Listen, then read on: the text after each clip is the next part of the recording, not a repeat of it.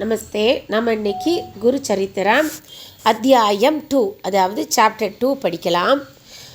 Chapter 1 ஏற்கனவே போன வீடியோவில் போட்டிருக்கேன். அது பார்த்துட்டு அப்புறம் இது பார்க்கலாம். கனவில் தோன்றிய அந்த ரூபத்தை மனதில் பதித்து கொண்டு சுவாமியை பார்க்க வேண்டும் என்ற ஆவலுடன் கானகாபூரை நோக்கி சென்று கொண்டிருக்கையில் தன் கனவில் தோன்றிய அதே ரூபத்தில் ஒரு சாதுவை பார்த்தான். அவரை பார்த்தவுடனே அவன் கண்களில் ஆனந்தத்தால் நீர் வடிந்தது. அவரை வணங்கி, சுவாமி, உங்கள் தரிசனத்தால் நான் தன்யனானேன். நான் மிகவும் துன்புற்று மனவேதனையுடன் ஸ்ரீ குருவை பார்க்க வேண்டுமென்ற ஆவலுடன் செல்கையில் உங்கள் தரிசனம் கிடைத்தது. என் மனவேதனை சற்று குறைந்தது. நீங்கள் யார்? உங்கள் பெயர் என்ன? நீங்கள் எங்கிருந்து வருகிறீர்கள் என்று கேட்டான். அதற்கு அந்த சாது, ஸ்ரீ நரசிம்ம சரஸ்வதி சீடனான என் பெயர் சித்தர் என்பார்கள். நான் தீர்த்த யாத்திரைகள் செய்து கொண்டு வருகிறேன். என் குரு பீம அமர்ஜ நதிகளின் சங்கமத்தில் இருக்கும் கந்தர்வபுரத்தில் இருக்கிறார். அவர் மும்மூர்த்திகளின் அவதாரம். அவர் பக்தர்களிடத்தில் இல்லை என்ற பேச்சிற்கே இடமில்லை. அவரிடம் தஞ்சமடைந்தவர்களுக்கு எல்லா செல்வங்களையும் சுகங்களையும் கொடுப்பார். அவர்தான் சத்குரு என்றார். இதை கேட்ட நாமதாரகன், ஐயா, நானும் சுவாமியின் பக்தர்தான். என் முன்னோர்களும் அவர் பக்தர்கள்தான். இருப்பினும் நான் மிக நலிவடைந்திருக்கிறேன். அதிக துன்பங்களை அனுபவிக்கிறேன். இதற்கு காரணம் என்னவென்று கூறுங்கள் என்று கேட்டான். சித்தமுனி கருணையுடன், நாமதாரகா, பக்தவச்சலான சத்குரு தன் கிருபையை எல்லா உயிர்களிடம் எப்பொழுதும் பொழிவார்.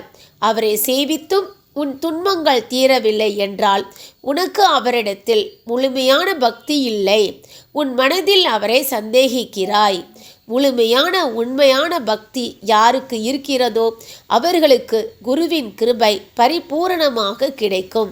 ஸ்ரீ குரு அவர்கள் பிரம்மா, விஷ்ணு, மகேசனின் அவதாரம். மும்மூர்த்திகளுள் ஒருவனை கோபித்தாலும் சத்குரு அவர்களை சுலபமாக காப்பாற்றுவார். ஆனால் சத்குருவின் கோபத்துக்கு ஆளானவனை யாராலும் காப்பாற்ற முடியாது என்றார்.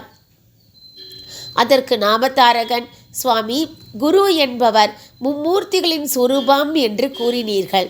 மும்மூர்த்திகளின் கோபத்திற்கு ஆளானாலும் அவனை சத்குரு காப்பாற்றுவார் என்கிறீர்களே, அது எப்படி என்பதை எனக்கு விவரமாக சொல்லுங்கள் என்று கேட்டான். அதற்கு சித்தமுனி, நாமதாரகா, நல்ல கேள்வி கேட்டாய்.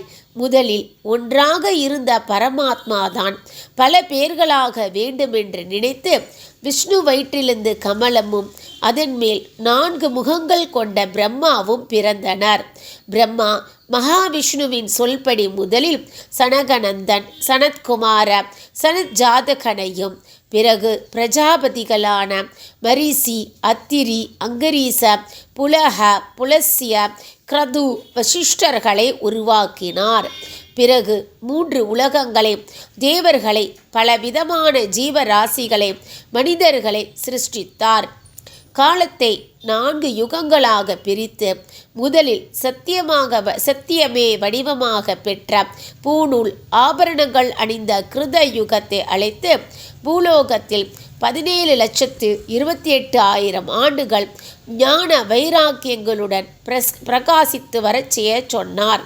அதன் காலம் முடிந்தவுடன் திடமான உடலுடன் கையில் எண்ண பொருட்கள் கொண்ட திரேதா யுகத்தை அழைத்து பூலோகத்தில் 12,96,000 ஆண்டுகள் தன் தர்மத்தை பூர்த்தி செய்து வரச் சொன்னார். ஆகையால் அந்த யுகத்தில் எல்லோரும் தர்ம சாத்திரங்களை கற்று யஞ யாகங்களை செய்து வாழ்ந்தார்கள். அதன் பிறகு பிரம்மா வாள், கட்டிலின் கால், வில், அம்புகள் இருக்கும் துவாபர யுகத்தை அழைத்து பூலோகத்தில் 8,64,000 ஆண்டுகள் அவருடைய தர்மத்தை நிறைவேற்றி வரச் சொன்னார். ஆகையால் துவாபர யுகத்தில் அமைதி, உக்கிரமும், தயவு, கடினம் போன்ற எதிர்மறையான குணங்களுடன் மனிதன் வாழ்ந்தான். பிறகு பிரம்மா கலிபுருஷனை அழைத்தார்.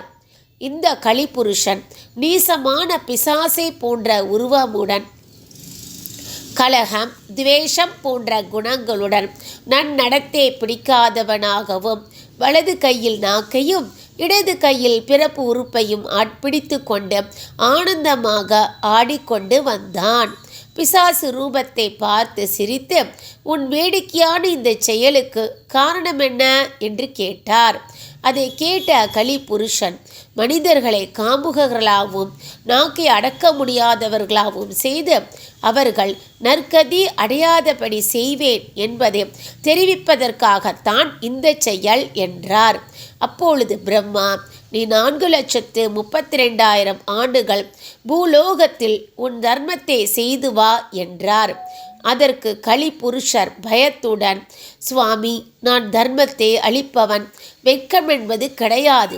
தூக்கம், சோகம், கலகம் என்னுடன் இருப்பவர்கள், மற்றவர்களின் பணத்தை திருடுபவர்கள், பிற பெண்களை அனுபவிப்பவர்கள் என் சகோதரர்கள், டம்பம், கர்வம் என் உயிர் நண்பர்கள், போலி சந்நியாசிகள் எனக்கு வேண்டியவர்கள், வேதங்களை சிவனையும் கேசவனையும் நிந்திப்பவர்களை எனக்கு பிடிக்கும், தர்ம காரியங்களை செய்பவர்கள், உண்மை பேசுபவர்கள், புண்ணியவான்கள், பிரம்ம ஞானிகள், பக்தியுடன் ஜப தியானங்கள் செய்பவர்கள் என்றால் எனக்கு நடுக்கம்.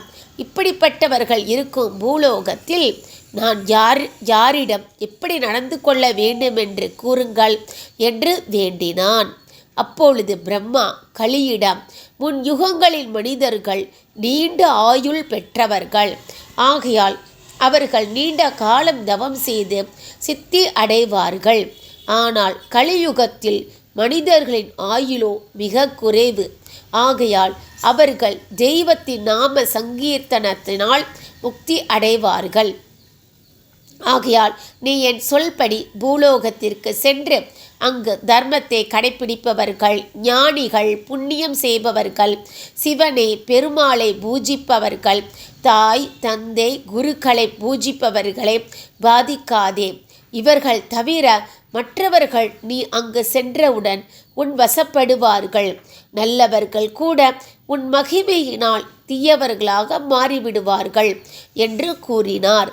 அதற்கு கலி, தேவதேவா, முக்கியமாக குருவை பூஜிப்பவர்களை பாதிக்காதே என்று கூறினீர்கள். அப்படி என்றால் குரு என்றால் யார்? அவரின் பெருமை என்ன என்று வேண்டினான். அதற்கு பிரம்மா, கு என்றால் இருள், ரு என்றால் நீக்குபவர். ஆகையால் குரு என்பவர் நம்மிடம் இருக்கும் இருள் என்ற அஞ்ஞானத்தை நீக்கி ஞானத்தை கொடுப்பவர். குரு மும்மூர்த்திகளின் அவதாரம். ஆகையால் குரு திருப்தி அடைந்தால் மும்மூர்த்திகள் சந்தோஷம் அடைவார்கள். ஆகையால் குரு திருப்தி அடைந்தால் மும்மூர்த்திகள் சந்தோஷம் அடைவார்கள். குரு கோபித்தால் மும்மூர்த்திகளில் யாரும் காப்பாற்ற முடியாது. குருவின் கருணையினால் மனிதன் முக்தி அடைவான். குரு தன் சீடனுக்கு நல்லது கெட்டதை தெரிவித்த நன்மார்க்கத்தில் செல்வதற்கு வழிகாட்டுவார். குரு தன் போதனைகளால் பக்தி, ஞானம், யோகம், முக்தி ஆகியவை பெற செய்வார். அவர் ஞான ஜோதி சுரூபம். அப்படிப்பட்ட குருவின் சேவையினால் மனிதனுக்கு எல்லா வளமும் கிடைத்து சத்கதி அடைவான். இதற்கு உதாரணமாக ஒரு கதையை இதுக்கு மேலே குருவோட வழிகாட்டுதல்னால நம்ம பார்க்கலாம். அந்த கதை என்ன அப்படிங்கிறத அடுத்த வீடியோவில் நம்ம பார்க்கலாம். இதுவரை கேட்டுட்டு இருந்ததுக்கு நன்றி.